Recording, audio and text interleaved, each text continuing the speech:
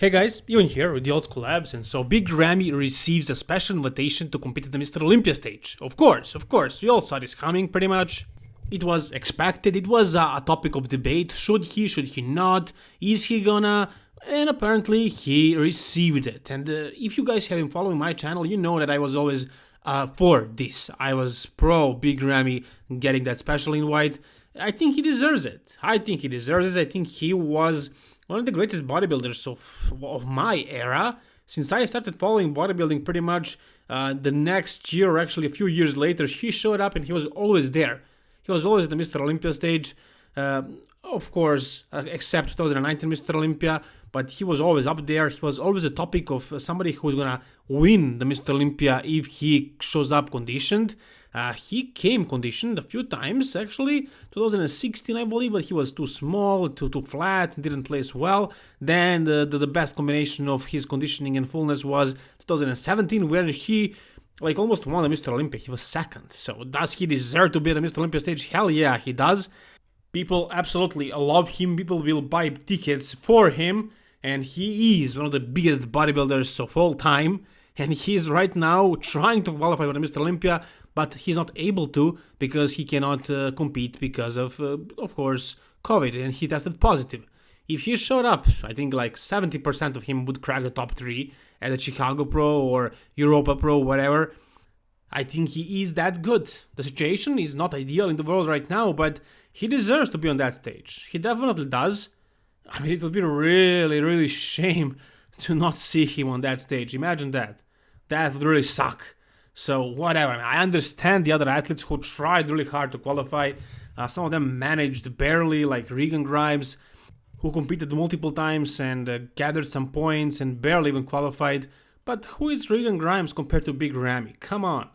So yeah, I understand the athletes. Some of them really tried hard to qualify, and the Big Ramy is just gonna get a special invite. So yeah, I can get that, but taking everything into consideration, I think he absolutely deserved this special invite.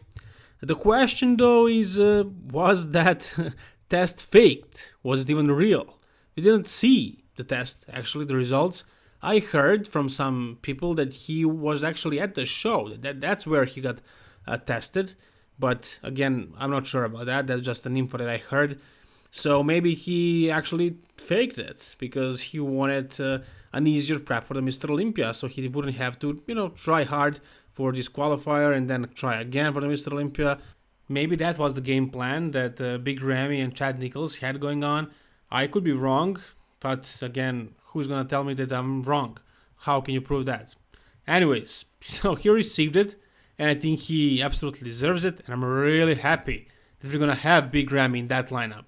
Now, without Flex Lewis, this is going to mean a lot. This is going to be an epic showdown. Really good Mr. Olympia. Aside from Big Ramy, we're going to see a bunch of really good competitors, such as the Persian Wolf right here, Hadi Choopan, with his most recent physique update, actually. So this is him. This is the most recent physique update, posing video himself, where he looks absolutely outstanding, amazing. He's super massive.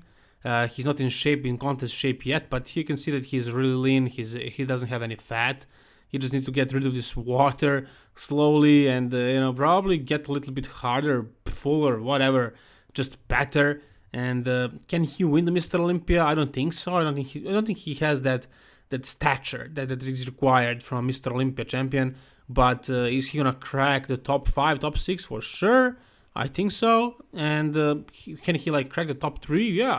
Yeah, with his conditioning, with his graininess, gnarliness, he can do it for sure. So at this point, at about 8 weeks out, he looks absolutely outstanding. Can't wait to see him on stage. William Bonac, another Mr. Olympia qualified competitor who's prepping for this Mr. Olympia show. He was a runner-up, actually. He almost won it, I guess. In my opinion, if he was the same that he was at the Arnold Classic, at the Mr. Olympia, he would have won it. I think Brandon was... It was really close between him and Brandon at the Arnold Classic 2019, but then at the Mr. Olympia stage, Brandon was off, and so was Bonac to a certain extent. He wasn't full and big as he was at the Arnold. So if he came the way he was at the Arnold, he would have, I think, won the Mr. Olympia. It didn't happen. Can it happen this year, though? It could, for sure, but what I want to talk about mainly, based on this photo right here, is that I don't know what the hell is going on his right bicep. Now, I mentioned this before many times that he stuffed his arms with a bunch of synthol, a bunch of oil. I think most bodybuilders are using it, at least a little bit, in certain muscles that they are lacking. And I think Bonac did quite a bit, so it's pretty obvious. And now, if you take a look at this left bicep, the bicep is just hanging there. It looks weird, but you can kind of get that. Let's say he's a freak, he's super massive in that department. But then, take a look at the right arm, and what is that bulging thing in the middle of his bicep? Was that like a bad shot that got infected? Is it a separation in the middle of a bicep? Or is it just oil that didn't absorb properly? Or it's just the way his biceps are shaped because of it? I don't know what the hell it is, but it definitely does look suspicious, very much so. And yeah, that's my opinion. I think he stuffed his arms with it. Many people disagree with me, but it's up to you. You can just take a look at what I'm showing to you and make your own conclusion. Just tell me if you know better. What is this? Is this a cramp? Is it a bad shot again? Maybe, I don't know, a bruise? Or is it maybe site enhancement oil that went a little bit wrong? You tell me. Wow, okay. This is getting pretty serious now. So Calum Von Moger updated us with his physique update, and he looks absolutely outstanding. Take a look at this. Take a look at the chest, how hard and full it is. The conditioning is coming together, and overall he looks pretty full and like very thick, considering that he is, I don't know, 6'2", I think, maybe 6'3" even, something like that. But he's definitely not under 6'1", so he's a tall guy. And in this photo, he looks really thick for a tall guy. So he's packing quite a bit of muscle. Now, he's not even a pro, of course. He didn't turn pro in classic physique. He's gonna try to do that. Like, if he does it, and if he tries to qualify for Mr. Olympia, can he do it?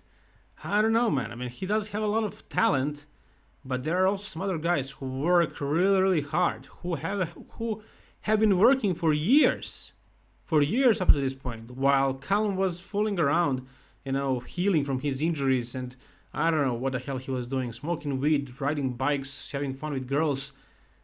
The other guys have been working. So yeah, talent is very important, but hard work beats talent. And I don't think Calum put in enough work lately, this past couple of years. So I don't think he progressed too much in terms of maybe not just development, but also maturity. I think he took it too easy. But I mean, the problem was, of course, the injury. If he never got injured, he would probably be a pro at this point. Would he be the Mr. Olympia stage? I don't know about that. But for example, Jay Cutler believes in him, believes that he has the talents for it. But then again, he could be wrong. Although Jay knows what he's talking about.